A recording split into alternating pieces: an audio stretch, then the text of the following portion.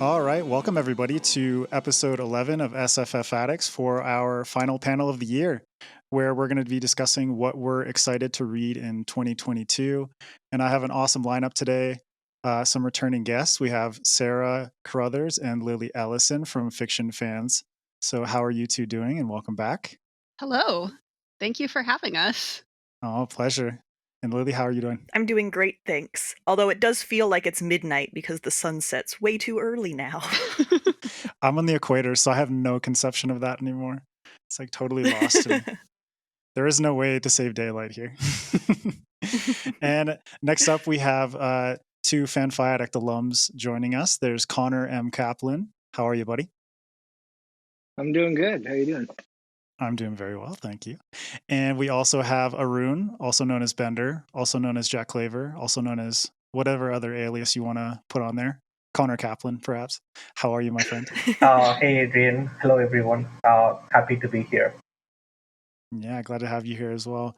And yeah, I'm excited to dig into 2022. I feel like 2021 has been a pretty crazy year, but the amount of reading that I personally have gotten done and joining FanFiAddict and starting this podcast has been an amazing experience. So I'm excited to see and hear what all of you are looking forward to next year. But first, we'll start off if everyone wants to give a little bit more of an introduction to themselves. So we'll start with Sara.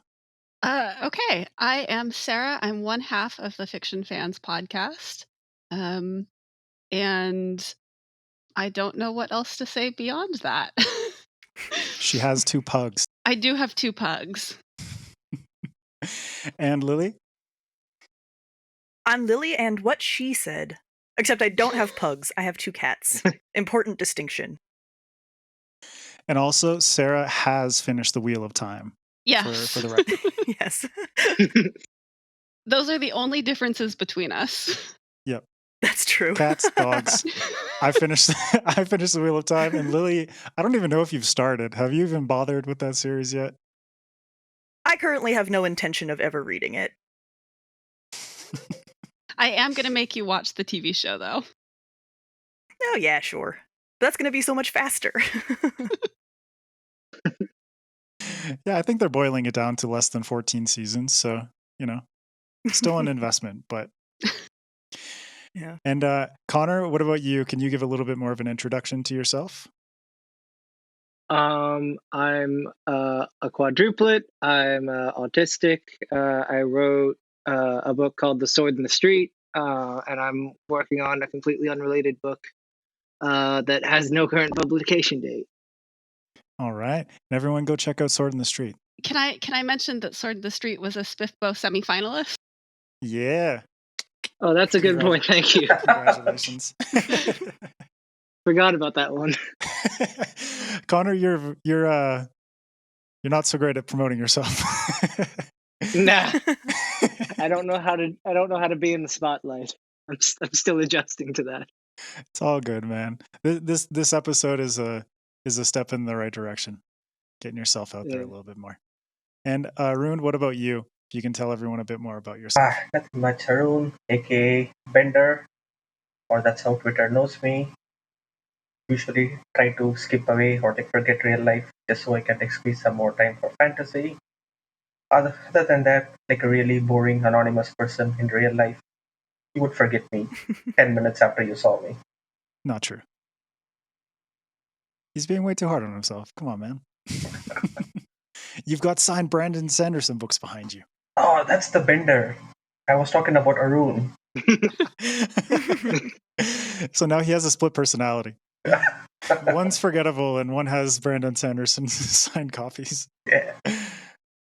Oh, man. Cool. Well, thank you all for joining me. We'll get started. Just if Lilly, you want to give us a little bit of a look back on 2021 and how you're feeling after everything that you've read.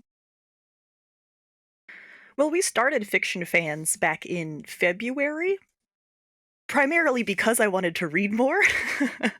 And it would be a way of forcing me to do that. And it was wildly successful, if that is the metric I'm judging it by.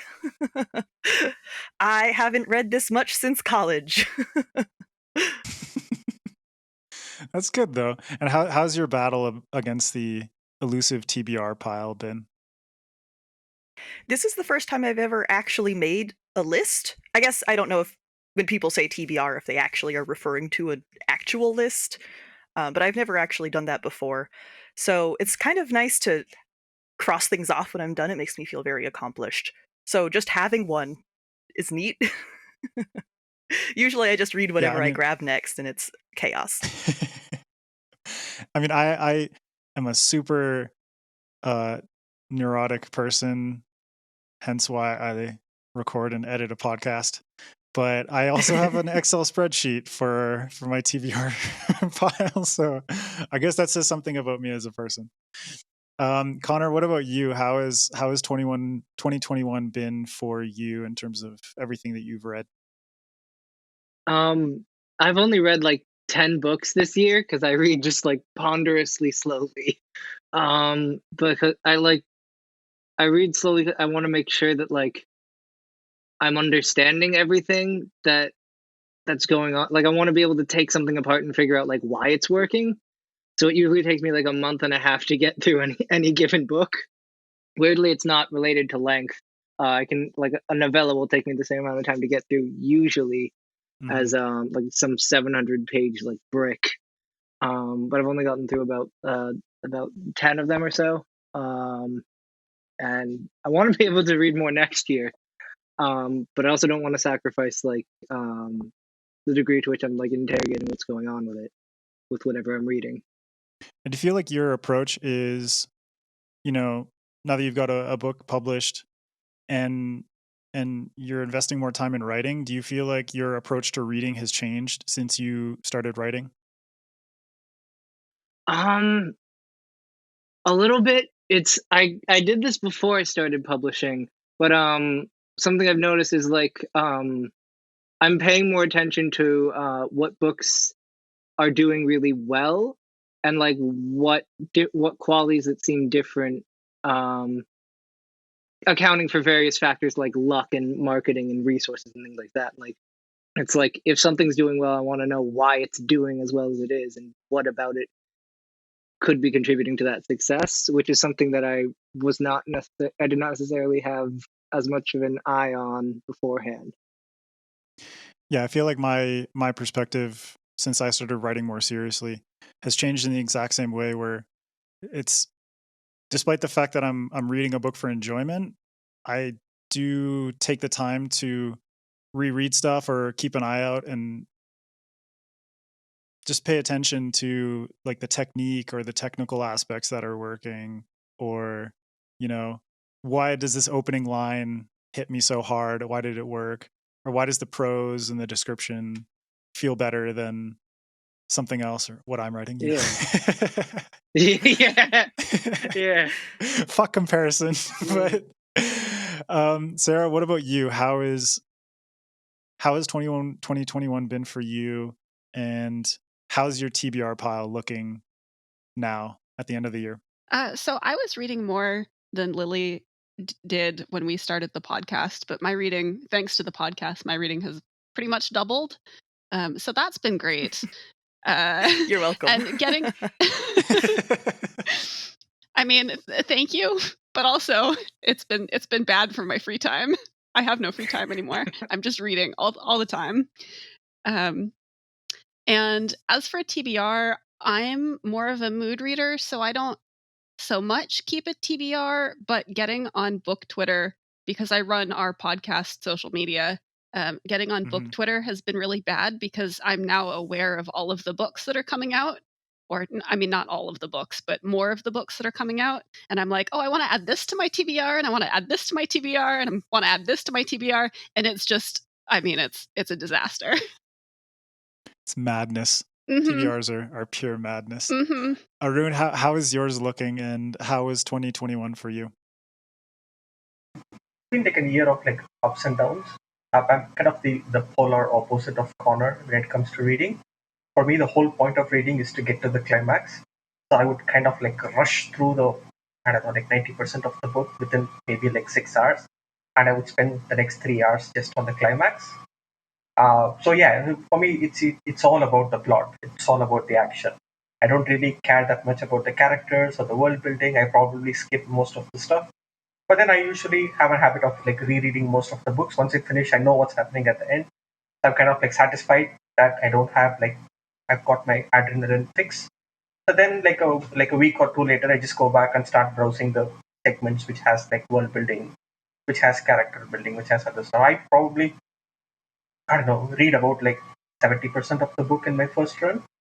Uh, so the rereads kind of like pick up the 30%, assuming I like the book. If I don't like the book, it's just like 70% and that's it. As far as TBR, I'm mostly like I don't really have a TBR. So if I like a book, I just add it to my TBR, and 2 weeks later, I just browse it. I said, what the heck is this on my TBR? Just get it out, and then I just literally like clean up my TBR. So it's been somewhere. I tend to keep it at like 100 books. I'm not sure what 100 books are there, but it never crosses 100, or it never drops below 100. So it's kind of like stays somewhere around there. It's constant. Yeah. Well, we know two things. Arun is all about the climax, and he always has to keep it at 100. So you actually brought up an interesting point, though. You mentioned that you really burn through like the beginning 70% of a book, but what is it that about any given book that makes you push through to that point towards the climax? Like what would be something that would just make you put down the book and say, no, I'm not really interested? I mean, the book has to be fast paced. So for me, that's really important. There needs to be things happening. I mean, it doesn't have to be like epic battles or like fight sequences, but it needs to move at a quick pace. I literally cannot have like world building for like 15 pages, just describing the scenery or just describing the cultures. So that kind of stuff like really drags me down. So whenever I hit one of those segments, and if it's like after 2 paragraphs, if the author still continues to build that stuff, I would start like skipping pages. So that kind of like drags me down. It's like very few books in my list or in my top 10 list, you would find it being a world or a character driven fantasy. The only exception to that rule is the Malazan Book of the Fallen, and maybe the City of Brass. I really like the City of Brass, but then it's a really except. I finished the City of Brass, but I couldn't finish book 2, even though I still liked it. The Kingdom of Copper, I just gave it halfway through. I just said, it's stretching my patience, and that's it. I finished book 1, but I didn't crack open book 2 yet. So that that kind of dissuades me. No, it's just me. I don't think I've met anyone who reads books at like a breakneck pace like me. So yeah, I would just read through it. It's like a really good trilogy. I find it fascinating as well that you latched onto Malazan Book of the Fallen, which is very dense and full of world building. But does anyone else have a similar experience where, based on your specific reader preferences, like you get to a choke point and you realize like, I can't really continue with this. It's just not hooking me enough. And then you just put it aside and don't look back. If Sarah, you want to jump in on that? I don't really tend to put books aside, with a couple of exceptions, but even then, I think the books that I have on hold, I keep telling myself that I'm going to finish them. I just haven't gotten around to it in the last, 2 years. I normally will just push through and read a book. With a yeah. Just punishing yourself. Basically. I would have there are a couple of books that I've read for the podcast that if I had been reading them for myself, I would have stopped reading them. But I couldn't not do that for the podcast. So yeah. And Lily, are your reading habits similar? Or do you just punish yourself like Sarah does? I hate reading things, so even if I don't like the book, I'm not like miserable while I'm reading it, so it's fine. I will stop reading something if this is not usually published works, traditional or independently, but like with fan fiction, if there's too many typos or grammatical mistakes, I get frustrated and will stop reading it. But that's more of a form issue, not the work itself. Yeah. What about you, Connor? There are very few books I stop reading, mostly because the ones that I start reading are the ones that I'll pick up if like it's someone who, if I need to really trust someone's taste in order to pick up a book. It's very rare that I'll pick up a book just based on the blurb alone. Usually like a friend or two need to refer me to it. And if like a couple people whose tastes I can vibe with a little bit recommend it, usually after a couple recommendations, it's like, okay, this seems like the kind of thing that could be up my alley. And then once I open it, it's like, I won't read it quickly, but I'll get to the end of it usually at some point. Yeah. That's fair though, because you're basing your reading choices on not only, you know, whether the book itself seems like something that would be appealing to you, but you also want that affirmation from your friends, the people whose opinions you trust, to think like, this is something Yeah. worth investing my time in.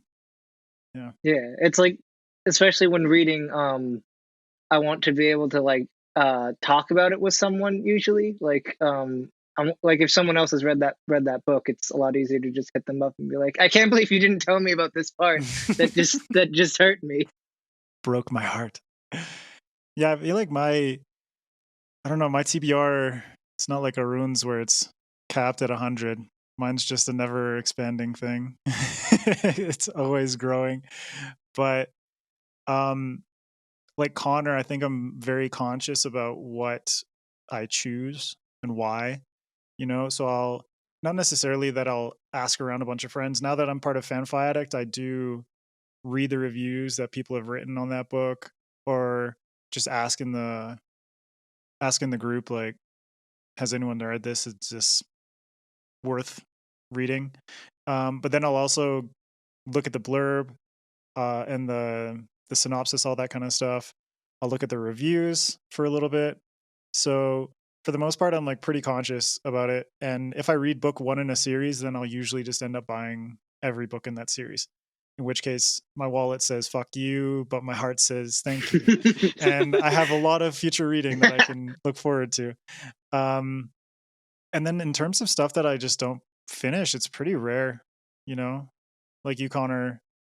If I start something, I'm pretty intent on why I chose that book. And it takes a long time for me. You know, I think I push farther than I really should before I give up on a book, you know? So I'm a bit masochistic like Sara, but it is what it is. So Arun, we'll start with you. I want to get everyone's opinion on your reading habits in 2021. If you feel like, looking back on this past year, what you might like to change going ahead into 2022, even if that boils down into something like form, whether you want to read more novellas or short stories, or if there are some genres that you feel like you haven't really been putting enough time into, but you'd like to give at least a shot in 2022. I mean, see, the big difference in 2021 was that I decided to be part of the judging panel for like Spiffbo and Spacebo. I've never judged like a book contest before. I kind of like really underestimated the skill sets needed for that. I'm usually very picky when I choose books.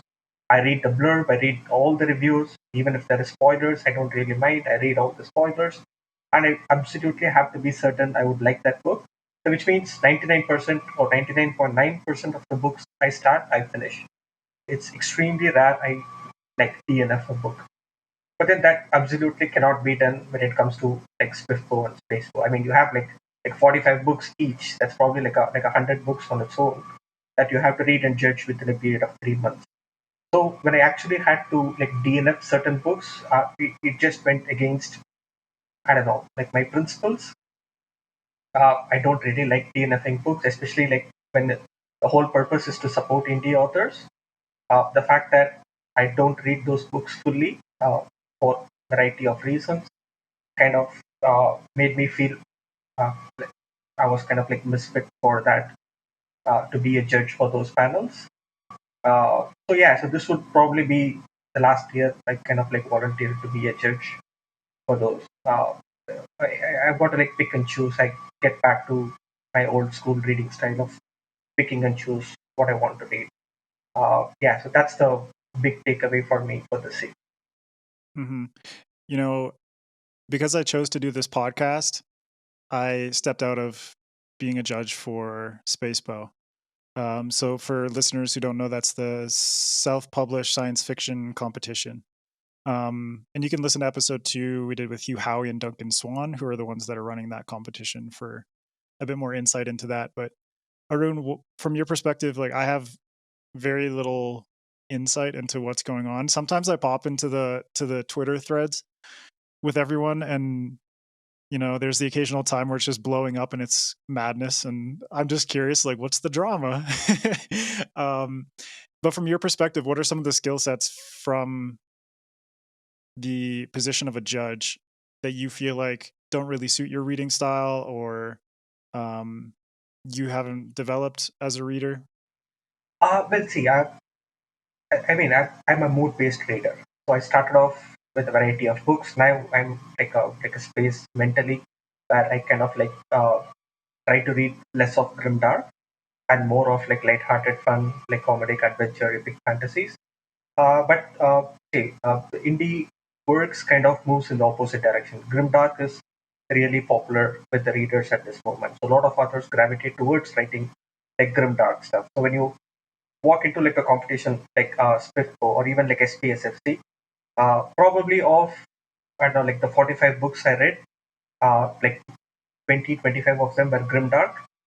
At some point I was like questioning myself, like, do I not like this book because I don't like grimdark, or do I not like this book because it's not a good book, or it was not really written properly? Once you read like 15 books, that edge kind of like grays out in my mind, and I wasn't really sure I was like judging like stuff properly. Plus, I wasn't really enjoying that experience. I mean, it's grimdark or not, I know I don't want to read that book, but still, the fact that I have to read that book and give it like a good grade, which kind of makes it, I don't know, you just keep adding improbabilities to the equation. It's like a really good episode. I came across so many books which I have read only 30% and DNF'd it, but then I promised myself I would take this up because I really enjoyed those books. It's like a, like a tale of two cities, or like two sides of a coin.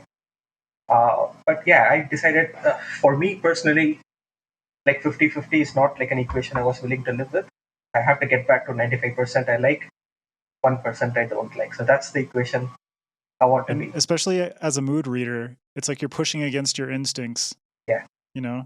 And Sara, you also mentioned that you're a mood reader. Is there anything about your reading habits from this past year or from the past in general that you'd like to change, or different kinds of different forms of writing fiction that you'd like to include in your reading in the future? So having a podcast is really hard for a mood reader because we have our schedule set pretty far in advance. So that's been a little rough. That's not something that's likely to change next year. My personal reading is still mood reading, so I get that at least a little bit. I do want to go back to reading more nonfiction. Previously, I was reading a lot more nonfiction than I am now. I think this year has been primarily fantasy with a little bit of science fiction thrown in, and I'd like to start reading some more science fiction too. Just kind of diversify my reading a little bit. Yeah, right on. And Connor, what about you? I also want to read more nonfiction. I don't think I've read any this year. And I think even in 2020, I think I only read one or two. I've got a couple good recommendations that I really should have put on the list in hindsight for that I'm going to be reading next year. I've heard good things about Kitchen Confidential and This Is Dude, Your it's Mind on so Plants. good. Did Crystal Yeah. convert you? Of course she did. She's given me she's shared a couple excerpts of it. Like I think there are at least 2 or 3 occasions where she's hand typed, like transcribed from the book into like a chat, like a couple pages worth of it. And it's just sort of like, if it inspires that kind of dedication, like I gotta check that out, you know? Yeah, I mean, Crystal and I both love Anthony Bourdain. You know, we just swoon over him. Yeah. And I've seen yeah, a couple Twitter threads on that. yeah. And as someone Yeah. who's worked in a kitchen before, it just made me laugh so many times because it's like flashbacks to all of the, I would say, like, just like the morally twisted, like weird people in society. A lot of them get attracted to kitchens for some reason. You know? That's incredible. And Anthony Bourdain captures it perfectly. It's super good. So please read that Incredible. book next year, please. I think I have it here. Yeah. I gotta. Sorry for people who are listening. I'm just grabbing Anthony Bourdain's Kitchen Confidential. It's I have super good. I remember I think that when you did the food episode, you also talked about is it Michael Pollan. Yeah, that was it. Michael Pollan. He's the other guy I got. Like This Is How You Change Your Mind, or This Is Your Mind on Plants. I have the This Is Your Mind on Plants like sitting on a bookshelf over there, and I need to get to it eventually. It's just staring at me. It's worth it, man. It's worth it. Thanks, Connor. Other than My TBR just became 101 after Kitchen Confidential. man, I just ruined you. It's like, damn it. Now I have to delete man, something. I was like, yeah, I need to get drunk tonight. Connor, is there anything else other than nonfiction or your reading habits in general that you'd like to mix up a little bit in 2022? I do want to read a couple, like a more broad variety of genres as well. I stuck pretty close to sort of sci-fi fantasy sort of stuff. But I had a couple horror and thriller reads this year that really blew me away. That I really want to check out more of. Cool. And Lily, I'll toss the same question to you. You know, I would really like to get more short form storytelling into my TBR. Like Sarah mentioned, we've read a lot of fantasy books, and some of those are so long. And I mean, in many cases justified, but I don't know, maybe I'm just a quantity over quality person, but being able to absorb more stories seems like a win. And I just really love being able to tell a whole story in a smaller page number is very difficult. And so seeing how people Yeah. do that, I really love it. There's actually a book that I finished today that is on my I'll be recording with Sarah and Lily, and then we're also doing we had an episode for SFF Addicts about our best books of the year, but This Is How You Lose the Time War. I think it's about 200 pages. It's like I guess 200 pages counts as a novel. I think it might go over the cutoff. It's a short book anyways.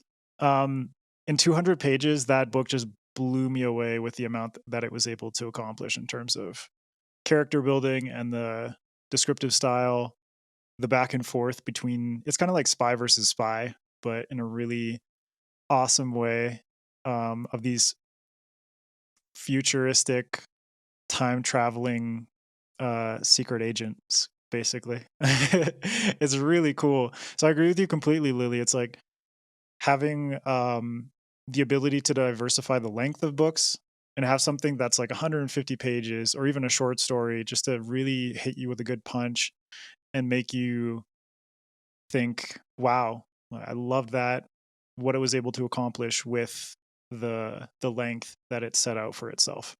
You know, so for me, it's like this past year has been really good in terms of maintaining a good diversity of genres. You know, I have a rule just within my head in order to avoid burnout, whatever I read, the next book that I read after that cannot be in the same genre. So if I read something that's fantasy, usually I'll go to science fiction. After that, I'll go to nonfiction. I find nonfiction is a really good palate cleanser. And actually, Martha Wells' Murderbot Diaries has been like my short novella, squeeze this in between some really dense stuff and just be like, sarcastic robot, and just be so happy with that. So the only thing that I feel like I'm missing from my reading is short stories. And, I have some short story collections, but I don't know. I just don't take the time to just sit down and appreciate that I can finish something in one sitting. It's kind of a weird side effect of parenting, I think. I'm like pretty sporadic because of my son. It's like he's all over the place. And so if I have one single thing to focus on, knowing that if I take a break, I can come back to it and it's totally okay. I feel like short stories, I have the desire once I start it to just boom, go towards the end and finish it so I don't ruin any perception of like rhythm or pacing and that kind of thing. But my son doesn't give a shit. He just comes and interrupts me. So so I'll toss this out to Sara first. What's already on your TBR that you'd like to take off your list as soon as you can in 2022? And why are you excited to finally read it? Am I giving you all of the books or just one of the books now? You can give me all of the books. I mean, that would be give quite me everything. That would be quite a bit of me talking, so I don't know if anyone wants that.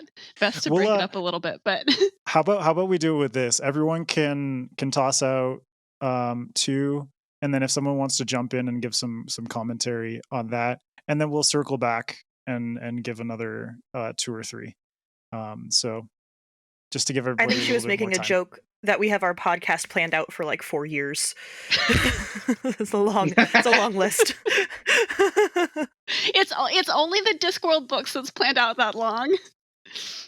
Otherwise, it's only planned out until April, I think. No, maybe it's May by now. That's still quite a ways away. Only 5 months, if that's all. Only 5 months. We'll go for it. Give us 2 if you can boil it down. So ones that you're really really excited to cross off the list. The first one that I'm excited to cross off my list is Harrow the Ninth, and this is actually going to be a podcast book. So I'm not going to be reading it immediately in the beginning of January, but I'm very excited to read it. I loved Gideon the Ninth, and I know that there's a 3rd book coming out, I believe, sometime next fall. I've heard that Harrow is quite different to Gideon, and I'm excited to see how that occurs. I've heard that there's some second person perspective in there, and I'm excited to see how that is wound in. Not easily done. Second person. Yeah. So that's the first book that I'm excited about. And then I'm also excited about Fuzz by Mary Roach, which came out recently. And she is a nonfiction science writer. And this book is her investigation into kind of what happens when humans and animals come into conflict. And I went to a talk of hers to promote this book, which was just fascinating. She had so many good stories, really hilarious person, and her personality, I think, really comes through in her writing. Awesome. That second one sounds awesome. I'm so curious about that now. Yeah, you might be familiar with her. She wrote Stiff, which is about dead bodies, and Bonk, which is about sex. And she also wrote, I believe, Packing for Mars, which is her like NASA book. Doesn't have the same punch as her other titles, though. It does not. Stiff and Bonk and so many sexual innuendos. It's not necessarily onomatopoeic. How do you pronounce that word?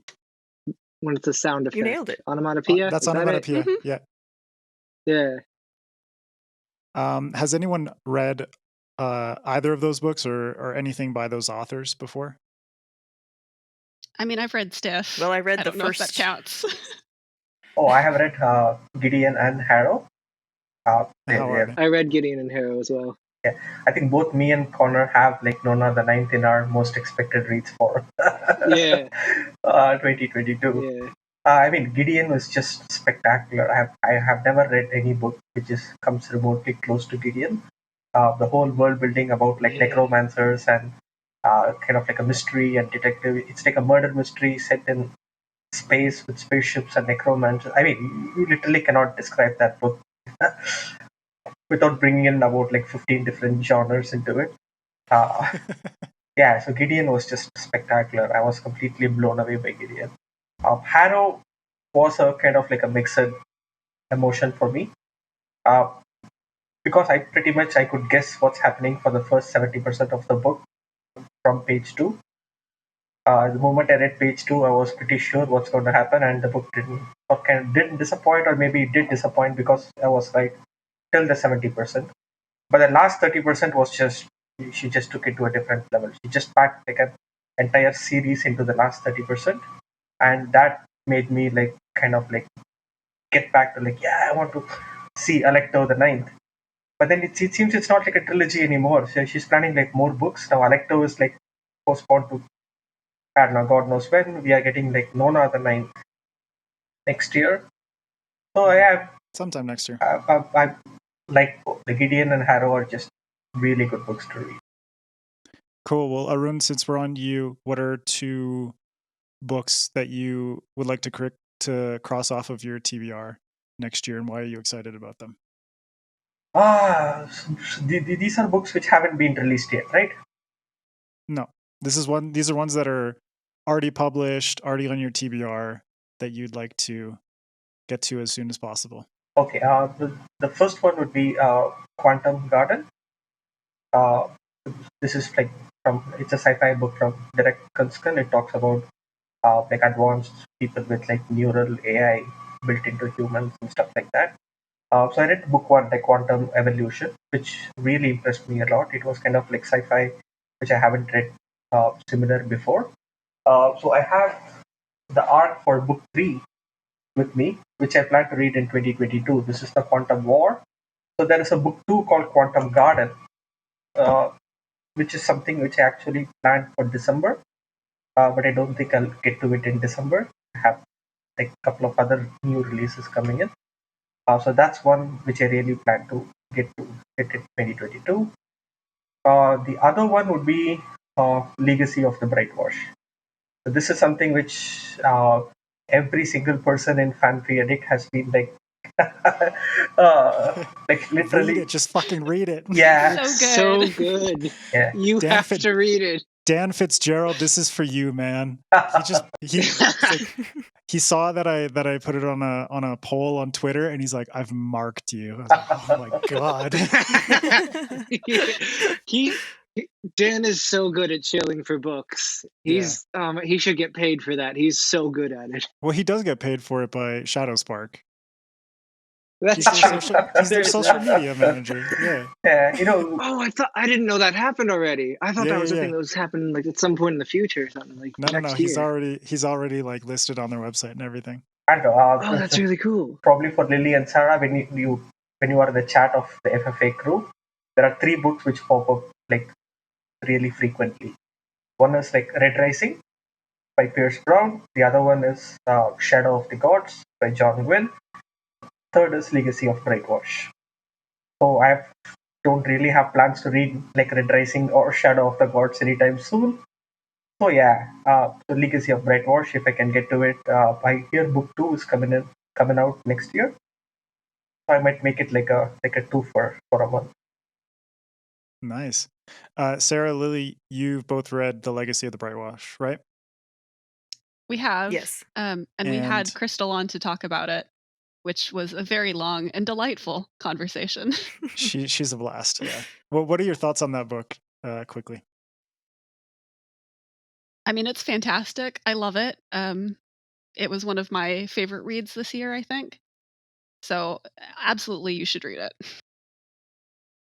Cool. Well, I've got it on mine as well. I have my physical copy. So beautiful. This is for you, Crystal. Oh hey, oh hey, I got. Oh hey, It's right behind my laptop. wow.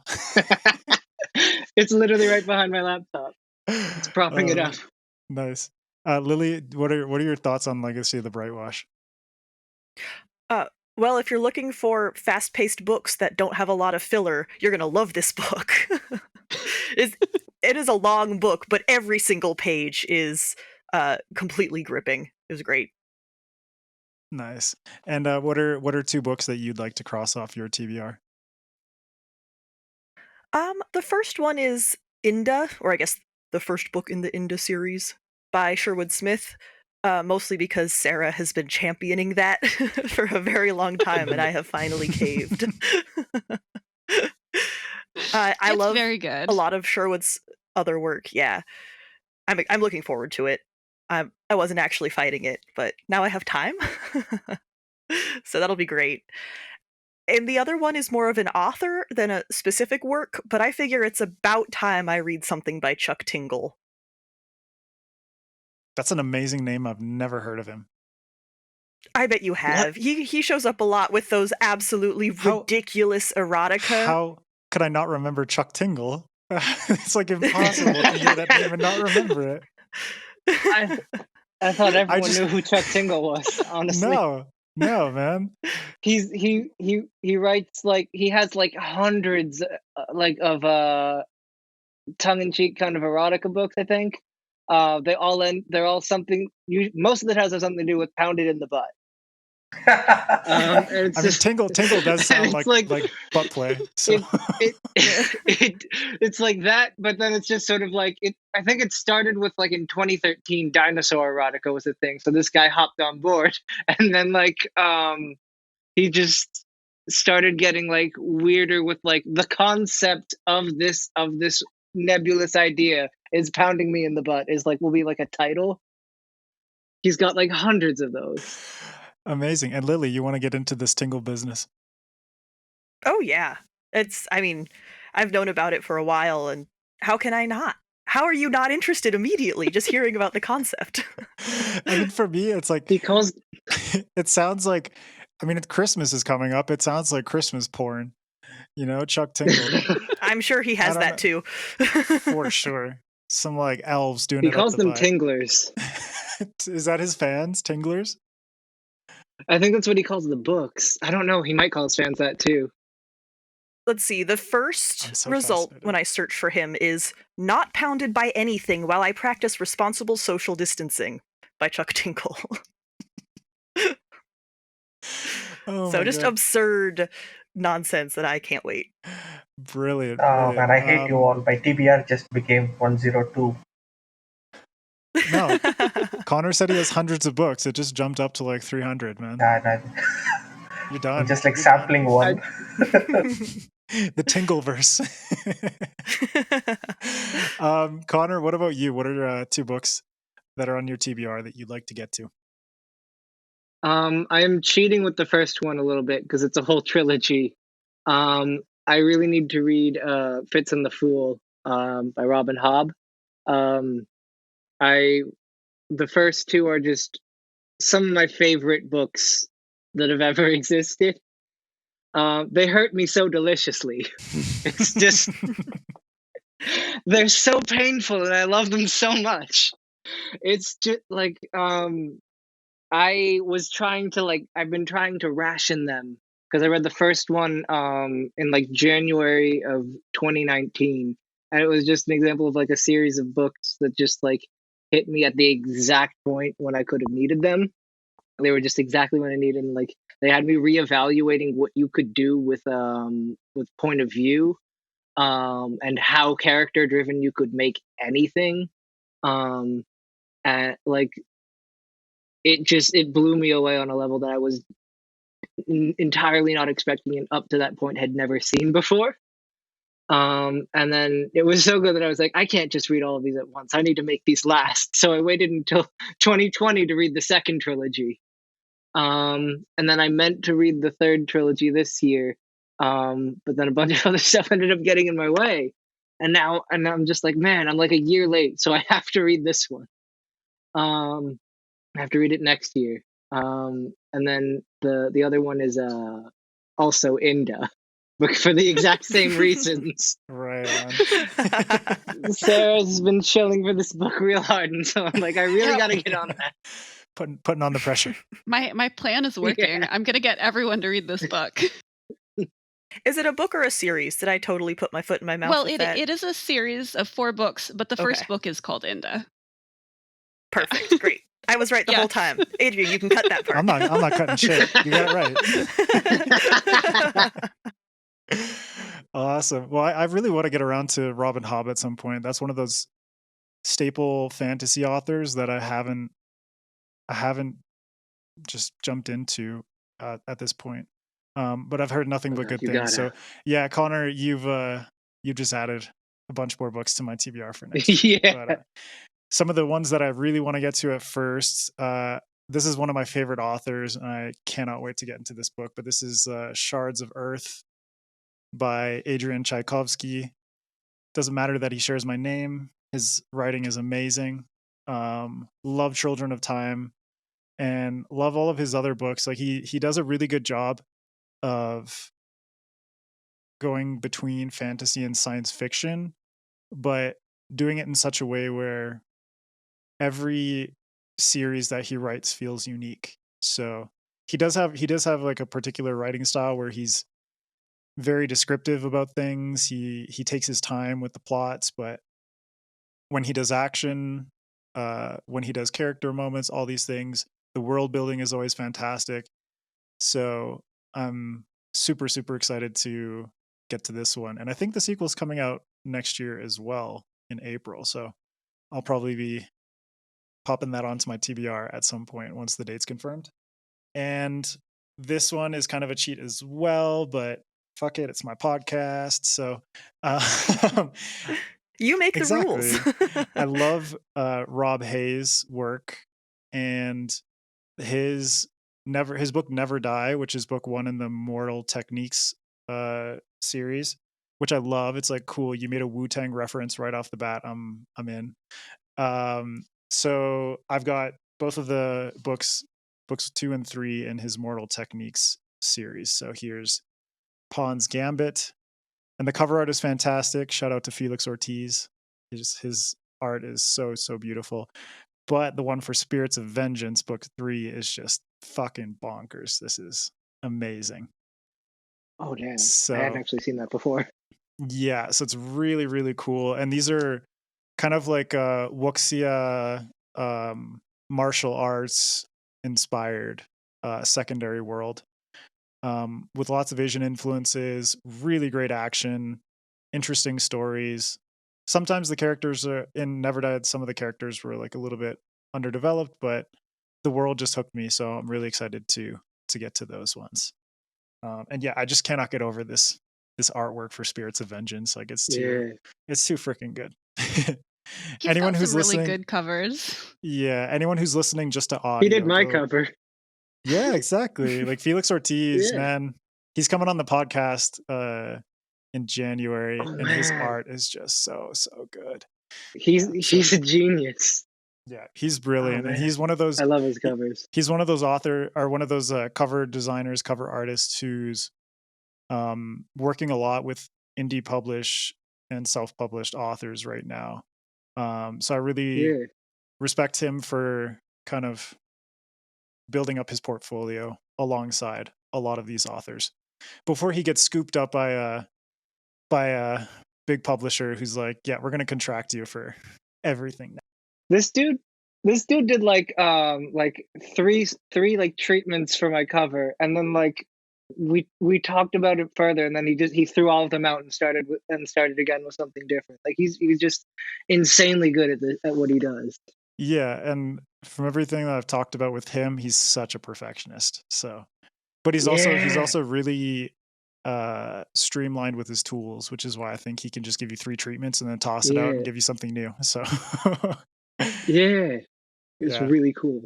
It was just really cool to watch it like come together. We'd be sending updates every couple of days or anything. Like I made a couple of adjustments. It's a lot better now. Tell me what you think. Yeah. Oh god, it was really cool to see it come together. He's incredible. Yeah, I'm so excited to talk to him more about it.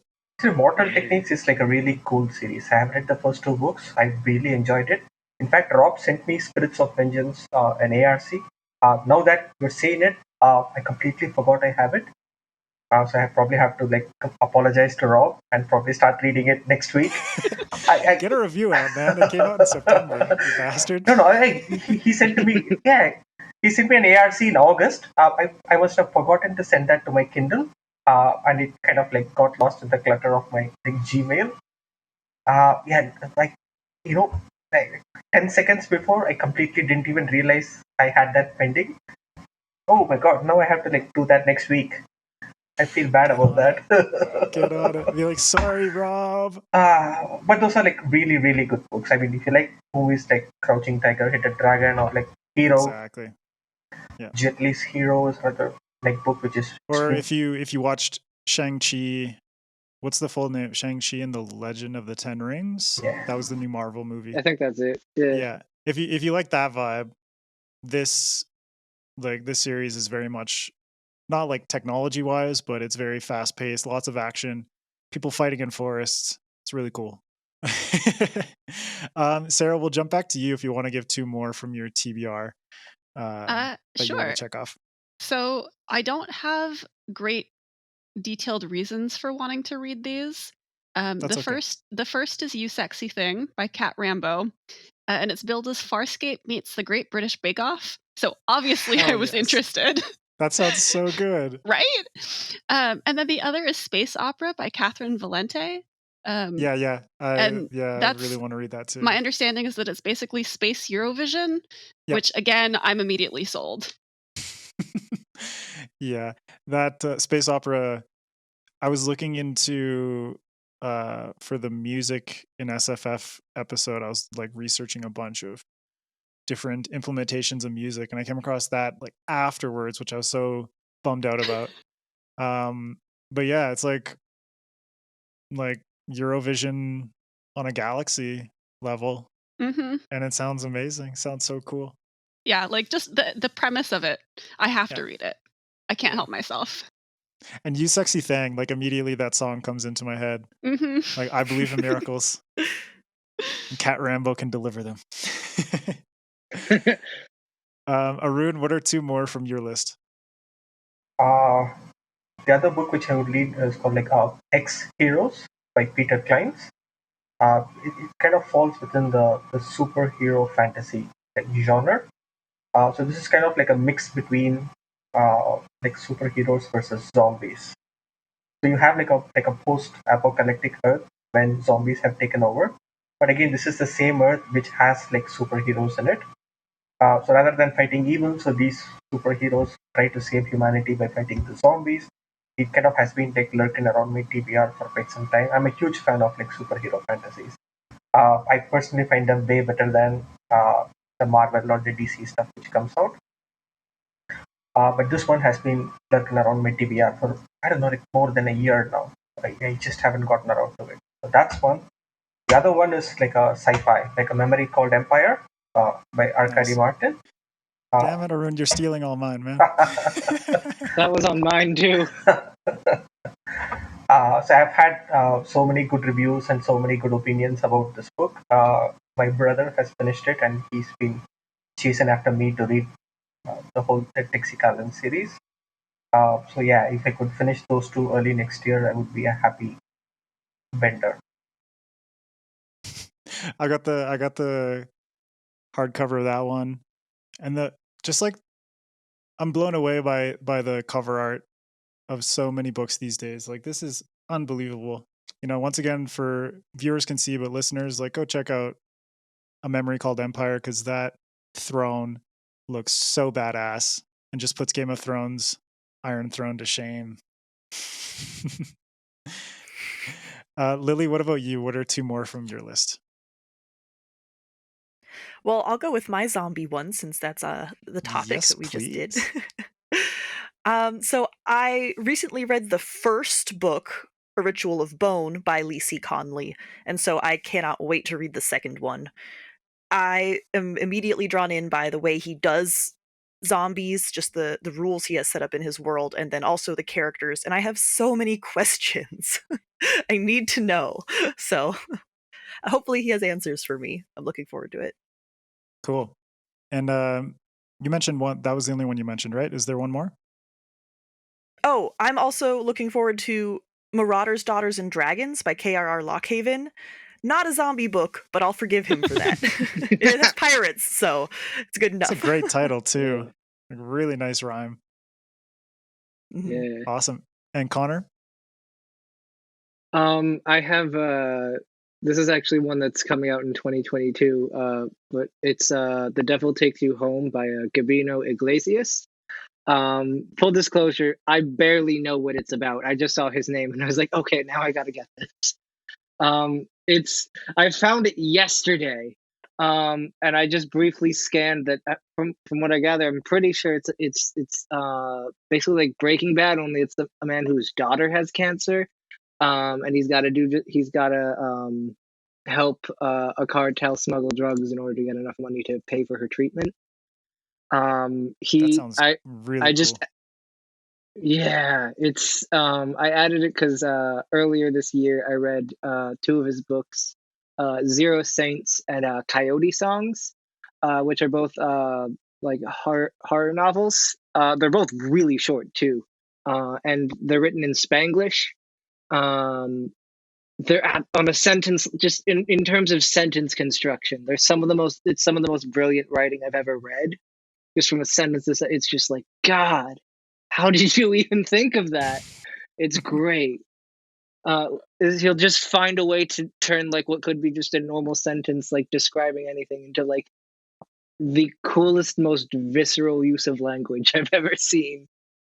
Amazing. And I've yet to read any Gabino Iglesias, but I was doing all of the graphics for David for TBR Con, and yeah, just like all these authors that I'd never heard about before. And Gabino has a fucking awesome author pick where it's just like him yeah, like hugging a just with keyboard. is it I was just the like, nice. yeah, the arms crossed? Yeah, Yeah. I love that one. But that sounds like a really cool book, and I need to maybe horror is Yeah, like something I should implement more in my 2022 and start off with someone like Gabino.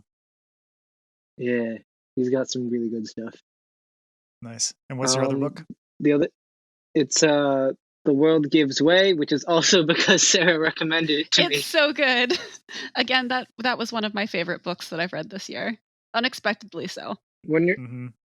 when the other favorite book was Brightwash, I'm just given to trust your judgment. Hopefully I won't let you down.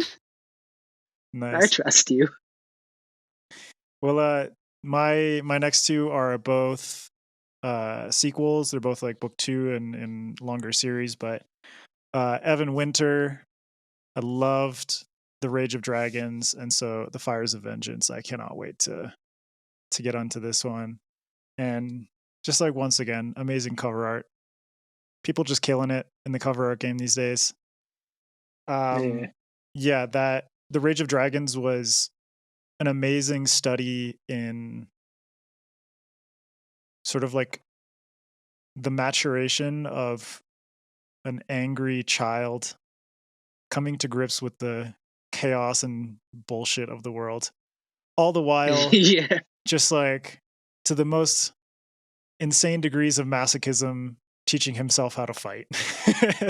It's brutal, but the language is so visceral and I loved it. So I can't wait to see how he amps that up in book 2. But also I love the world, how he brings in influences from different African tribes and African history, which is, a setting that has started to pick up, in secondary worlds. There's people like Marlon James or Tomi Adeyemi who are doing more African inspired stuff. But yeah, Evan's world is awesome. His characters are awesome.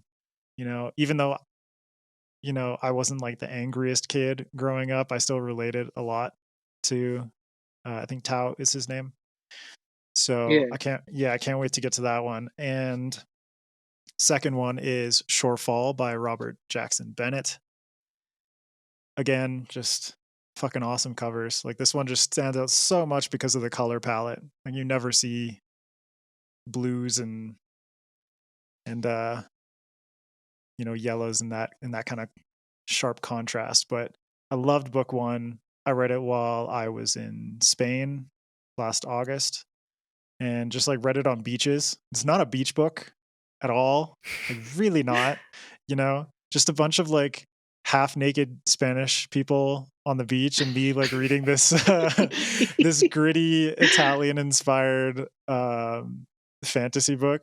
But I loved it. The main character really grabbed me. I love the whole kind of like street urchin getting roped into how do you say it? Sort of like a group heist type situation.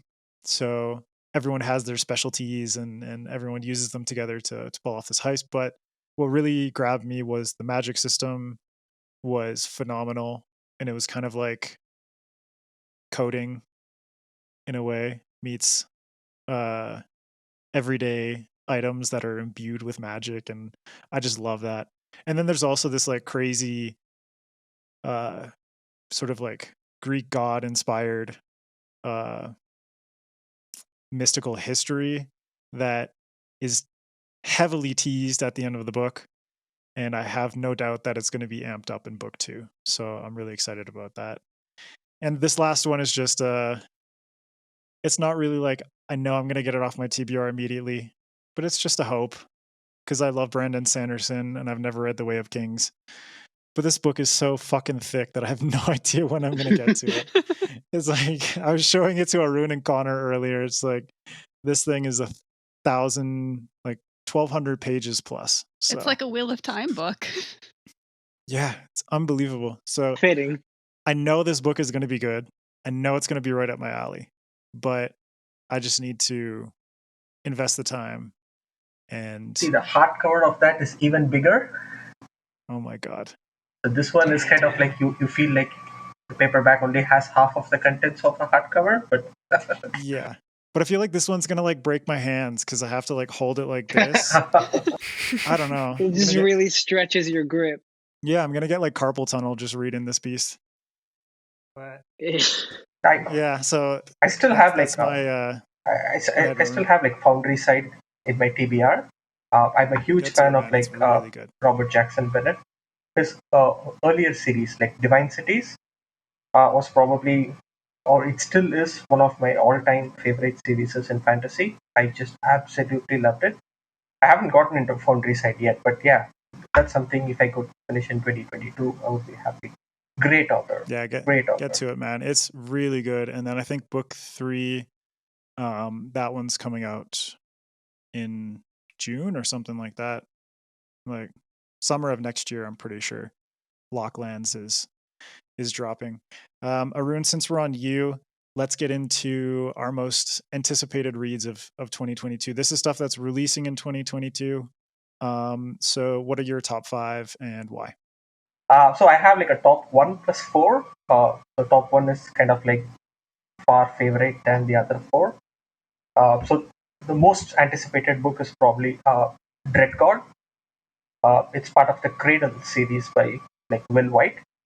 I mean, people have been raving about Cradle, and it's probably the best fantasy series I have read till now. I used to swear by Malazan before that, but Cradle is kind of like seriously challenging Steven Erikson for it. And it's actually book 11. Book 10 just came out like last month. And so me and David and Dale had like a huge fight on who's finishing it first. So this is probably my most anticipated read for 2022. Apart from that, the other 4 books are Lost Metal, which is like Wax and Wayne Part 4 by Brandon Sanderson. I have Nona the Ninth, again, for the Locked Tomb by Tamsin Muir. The Girl in the Moon, which is like Book of the Ice Part 3 by Mark Lawrence. That's Mark Lawrence, yeah. Yep, and finally, An End to Sorrow which is part 3 of the Obsidian Path by Michael Fletcher.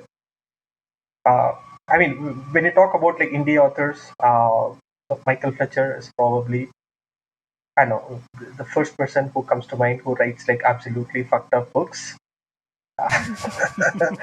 The way his mind works is it's completely strange on its own.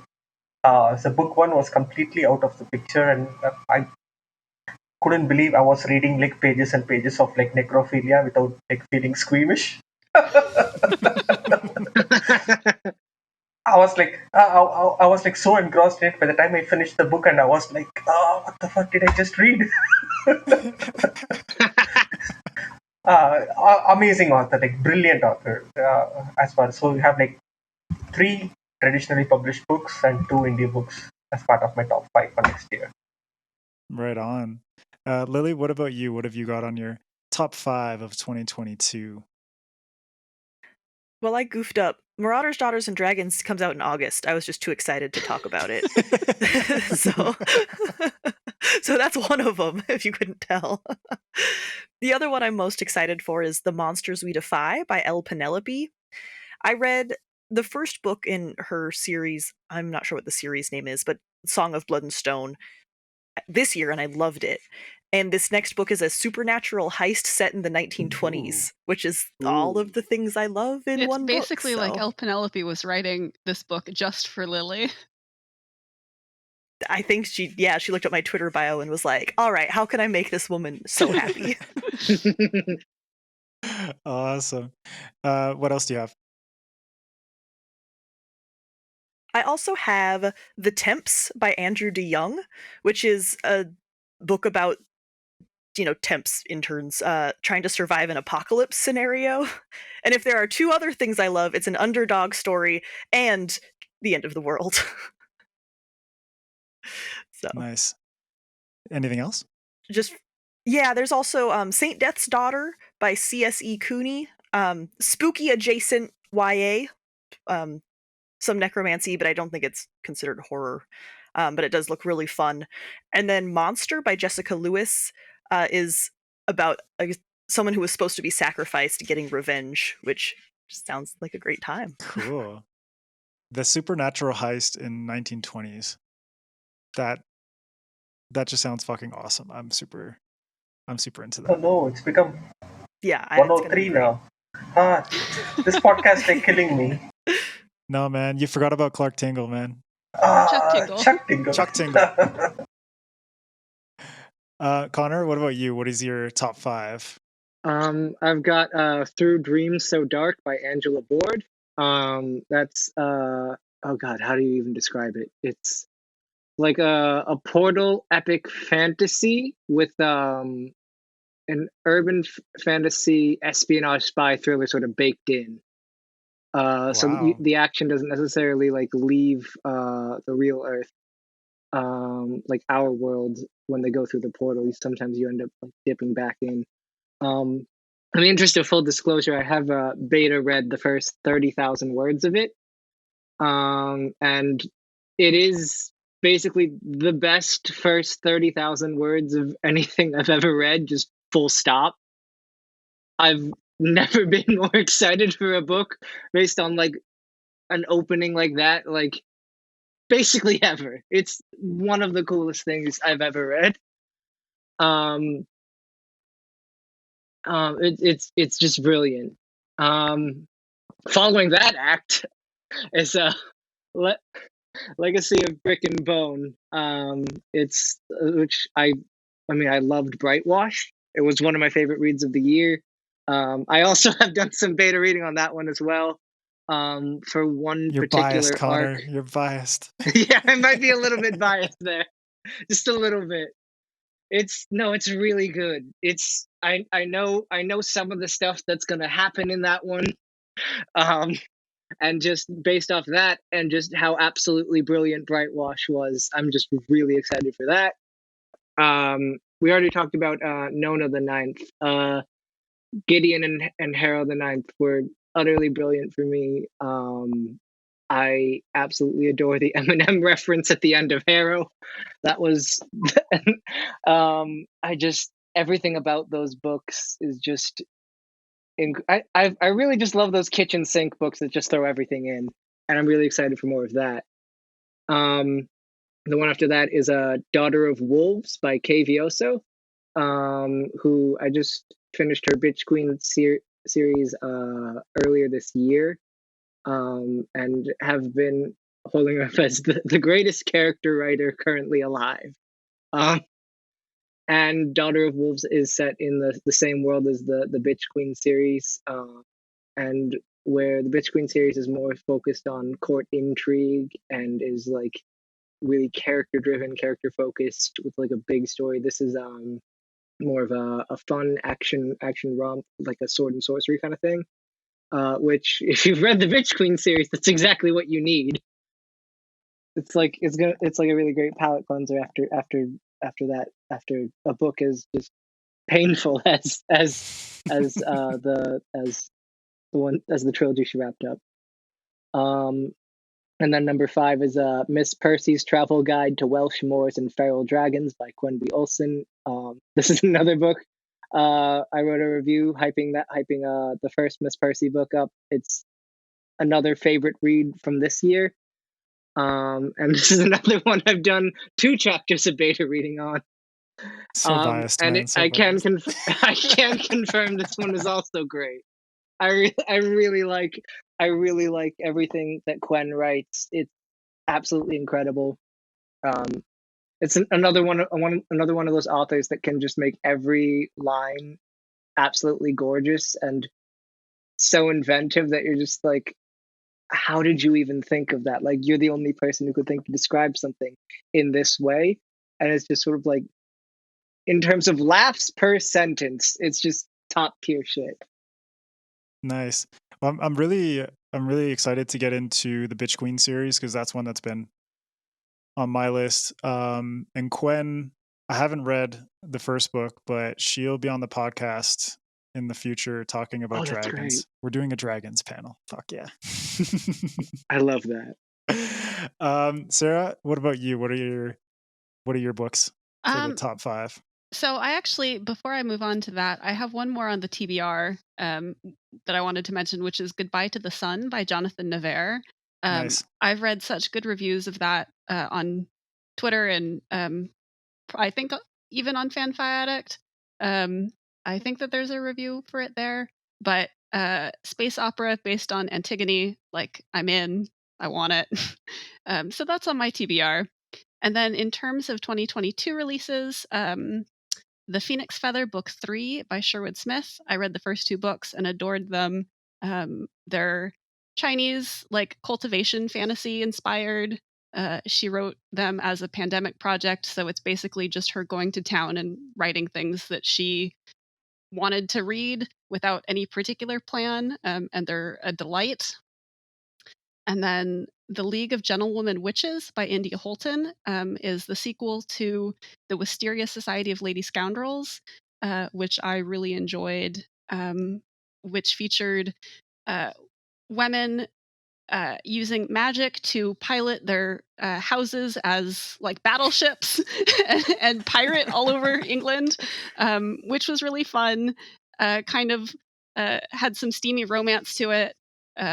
And I think that the sequel is going to be just as offbeat and charming. That concept sounds phenomenal. It was great. Yeah. It was a nice fun palate cleanser after reading some more like epic fantasy. And then I'm really looking forward to Attack and Decay by Andrew Cartmel. This is the 6th book in his Vinyl Detective series.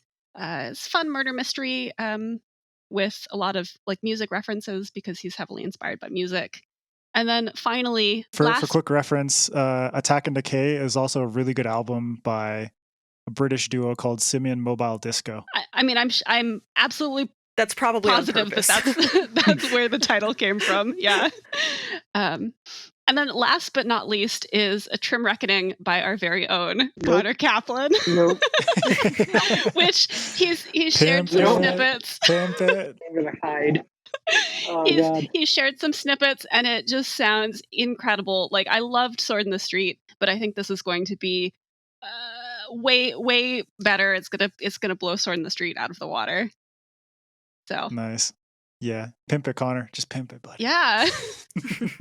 It's a book about quadruplet royals having a succession crisis, and it's like got sabers and cyborg horses and just a bunch of shit.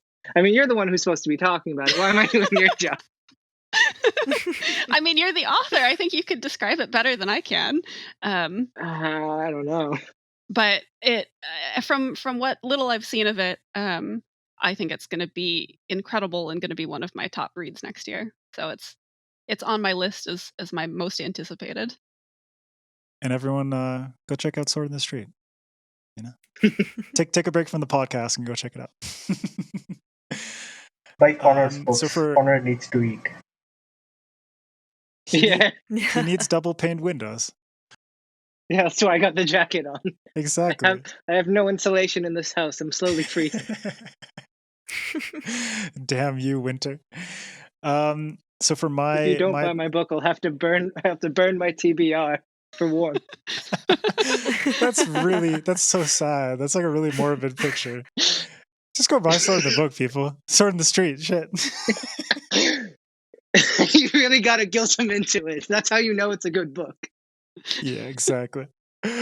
Oh man. So for my TBR, there's 2 books that come out in January that I'm very excited about. First is Daughter of the Moon Goddess by Su Lin Tan. And that one just I'm super on board with the concept of Chinese mythology, kind of like a story of it's like a bit of court intrigue kind of vibe, but a daughter who's trying to save her mother. So I like that concept of sort of like parent-child relationships, especially now that I have a kid. I'm just like, that stuff's on the brain. So but the Chinese mythology and the kind of world that it's set in, that really has me aching for what she's written. Just I don't feel like there's enough Asian mythology in the general fantasy world. So I'm happy to see more of that. The second one is total contrast, but 36 Streets by T.R. Napper. I love me some cyberpunk. His short story collection, Neon Leviathan, is one of the best, most quintessential cyberpunk. It is a collection of stories, but I would just call it just a general cyberpunk book. It's absolutely amazing. 36 Streets sounds cool. It's set in, I think it's Ho Chi Minh City in Vietnam, which is a setting that's like, when does that ever come up in fiction? And then to have that mixed with futuristic technology and sort of like a mystery thriller type plot, it's like, I'm on board 100%. That sounds awesome. Next one is Age of Ash by Daniel Abraham. I love, so behind Arun, you can see the big, beautiful copy of Leviathan Wakes for anyone who's watching. Daniel Abraham is the co-author of that series. So James S.A. Corey is like the pseudonym of Daniel Abraham and Ty Frank. And Daniel Abraham's writing is just amazing, super well paced, good job in terms of balancing world building and characters. And his fantasy work is awesome, so I'm excited to check out this new trilogy. So this is book 1 in a new trilogy of his. The next one is Fevered Star by Rebecca Roanhorse. Black Sun was one of my favorites of this year. Once again, just love seeing different representation of civilizations and history and cultures coming into fantasy. So this is like a pre-Columbus Mesoamerican inspired world. Lots of influence from the Maya and the Aztecs and indigenous cultures in the United States. And then all of it coming together in this like really brutal but very well done character driven story with a few different POVs. So I'm excited to see how that continues in Fevered Star. And then that kind of theme continues in Kaikei by Vaishnavi Patel. And that one is, there's a Hindu, like Hindu myth, Hindu legend of a queen called Kakeyi. And that one is all about court intrigue. And basically it's touted as, I never know how to pronounce this, but I think it's Circe by Madeline Miller. I think I pronounced that right. So that story is amazing. I love that book. But it's kind of like an older woman coming to grips with her place in a pretty, let's say like patriarchal system, patriarchal world, but wrapped in so much beautiful imagery and beautiful description and mythology and all these different kinds of things. So I'm excited to see how that comes out from the perspective of Hindu history and Hindu mythology. So yeah, mythology and like different cultures is definitely my big thing with 2022. And then just like a few quick toss outs, but they don't have release dates, is The Hexologist by Josiah Bancroft. Loved his series, The Books of Babel, and got to chat with him a little bit about The Hexologist, and it sounds fucking awesome. I think it comes out in fall next year. And then the other one is The Bone Shard War by Andrea Stewart. That one doesn't have a release date either, but I'm pretty sure it's coming out next year, and can't wait for that series to wrap up. So yeah, lots of amazing books to look forward to in 2022. But before we move on to trends and genres, things we want to see more, I'm just going to throw out this hypothetical to everybody.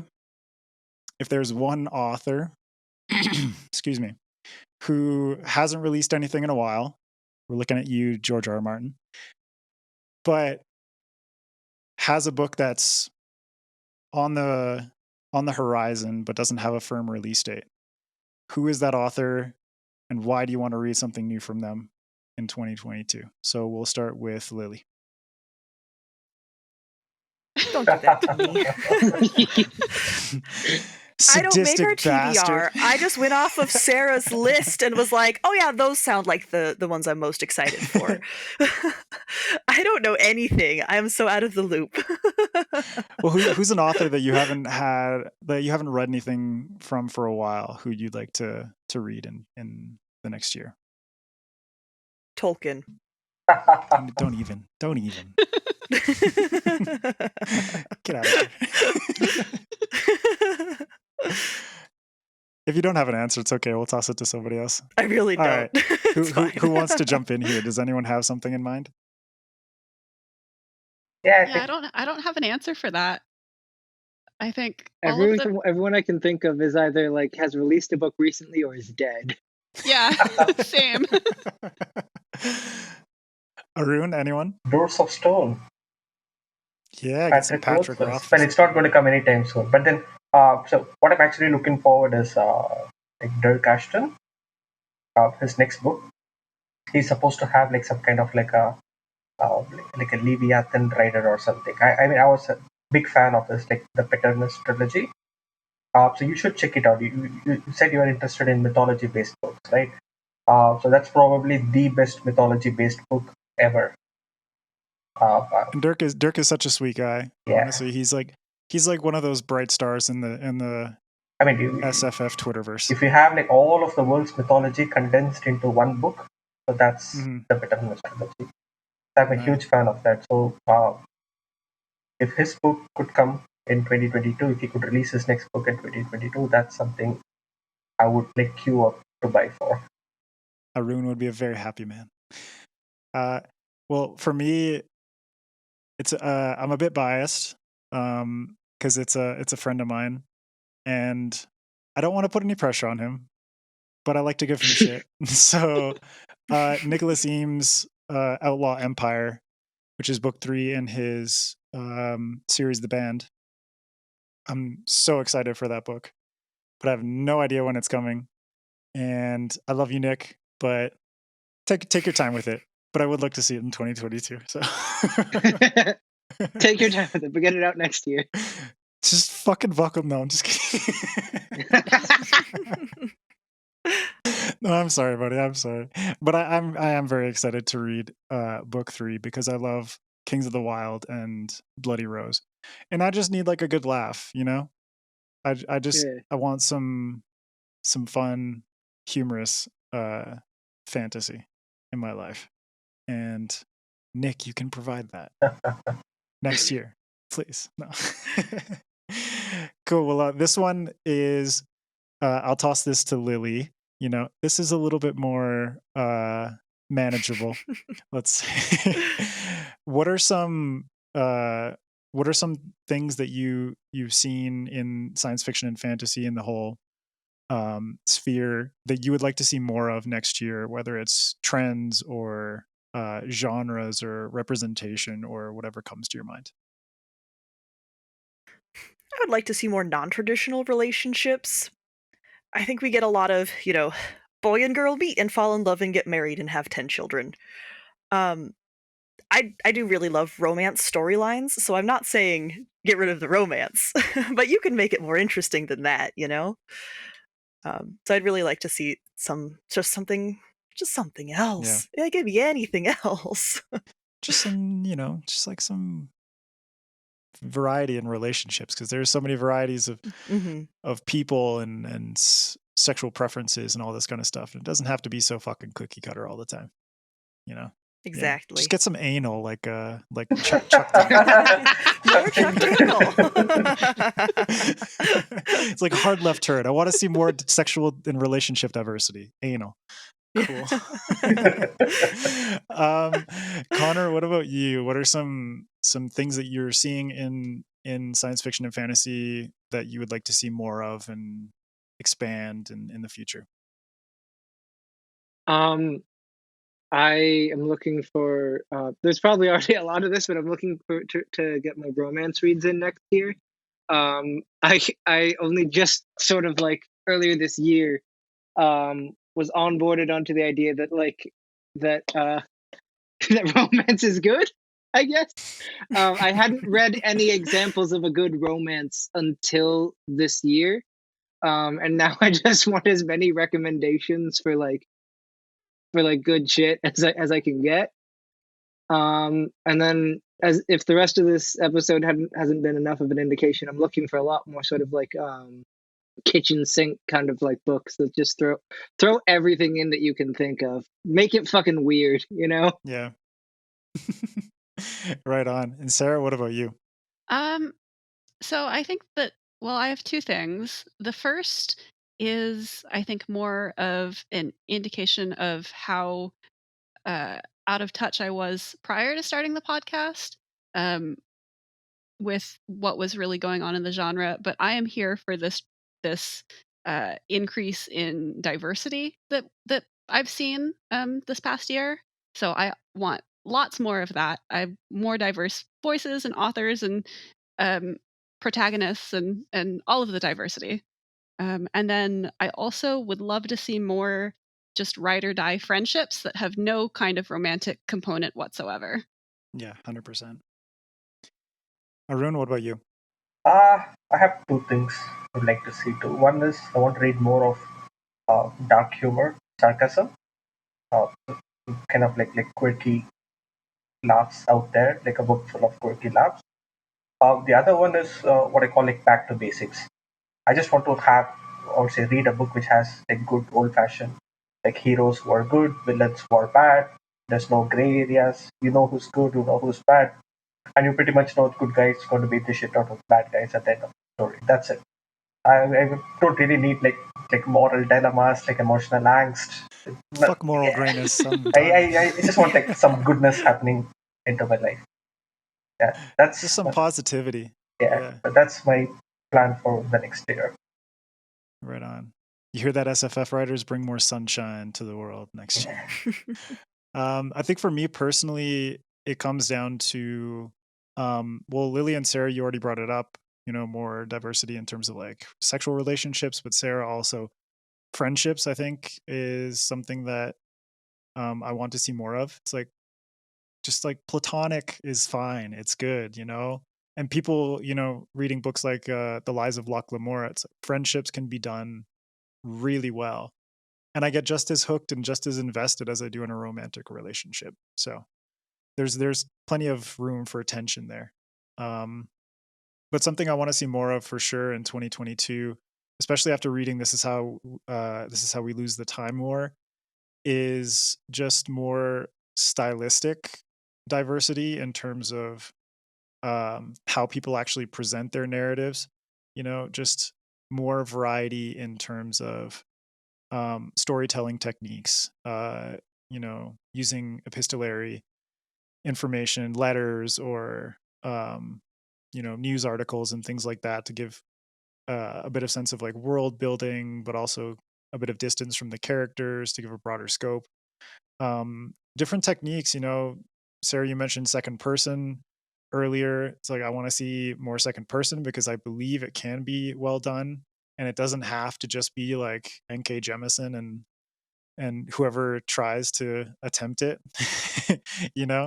So I want to see more variety on that front, because I feel like with the diversity in voices and cultures and races and all this that are coming together in science fiction and fantasy, that doesn't necessarily mean that it has to be 3-act structures, first person or third person, blah, blah, blah. It can be explored and experimented with in a lot more ways. So, just thinking on like Chinese myths, for instance, use a different concept of time in their storytelling, whereas English literature tends to be more confined to 3 acts or 5 acts and things that have been a little bit more established within the Western canon. So it'll be interesting to see how all of these different things commingle, and people who are writing in English who may be from a different culture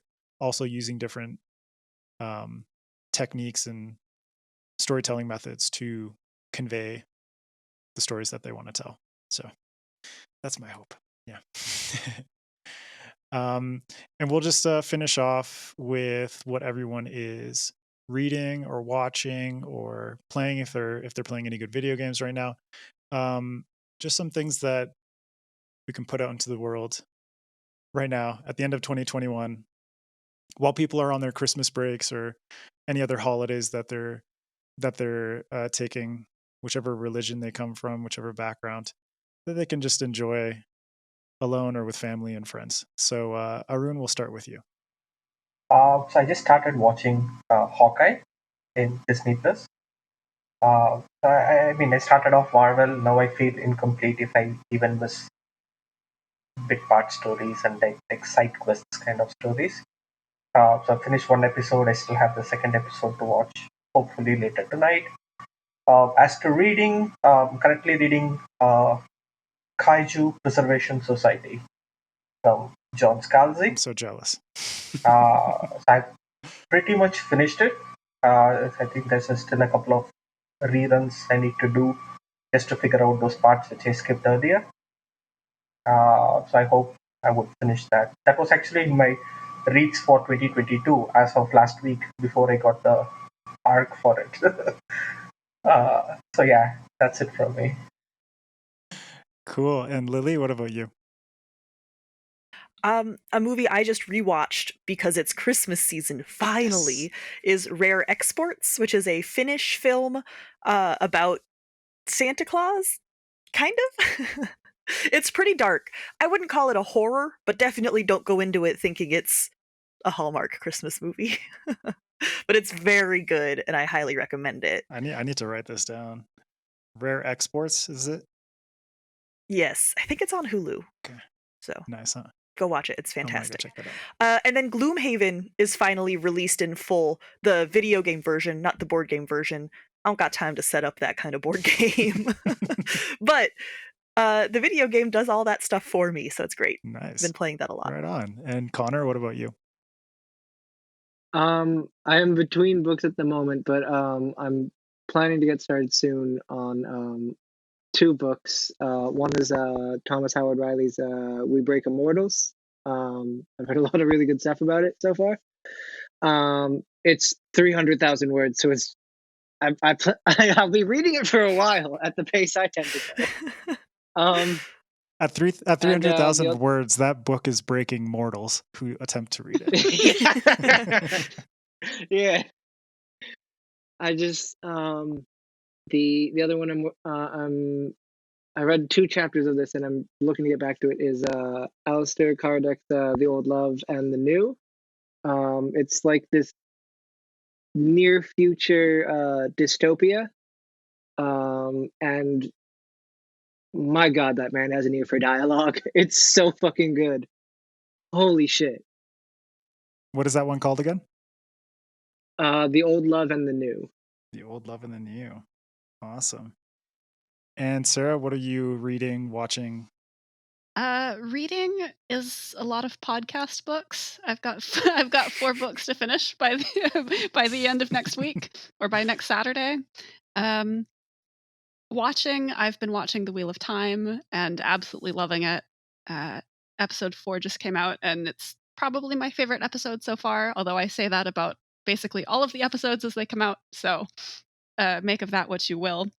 And then playing, I have been playing a lot of Baldur's Gate Dark Alliance, which was originally a game for the PlayStation 2, and I discovered recently that it had been ported over to the PlayStation 4.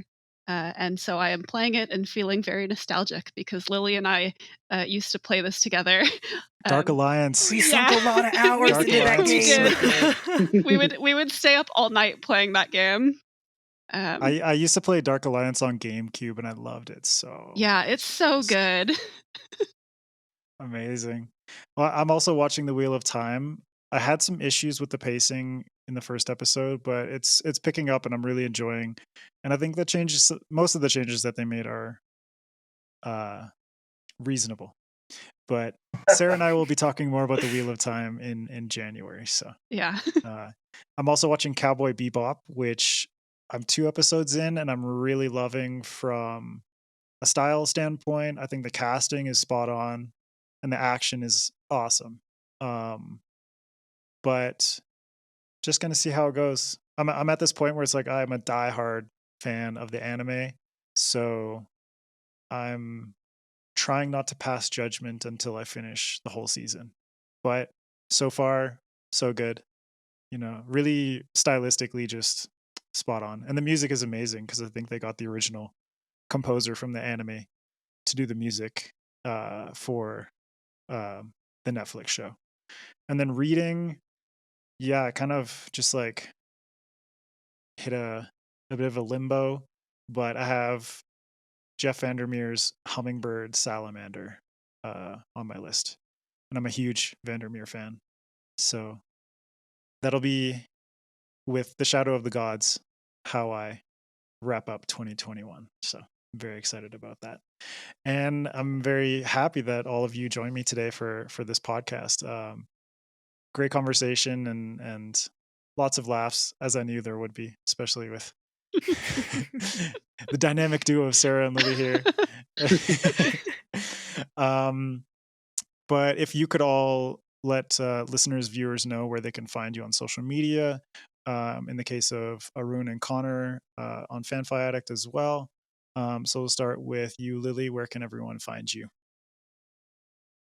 At Fiction Fans Pod, just about anywhere. Although it's mostly Sarah who runs that, so don't blame me.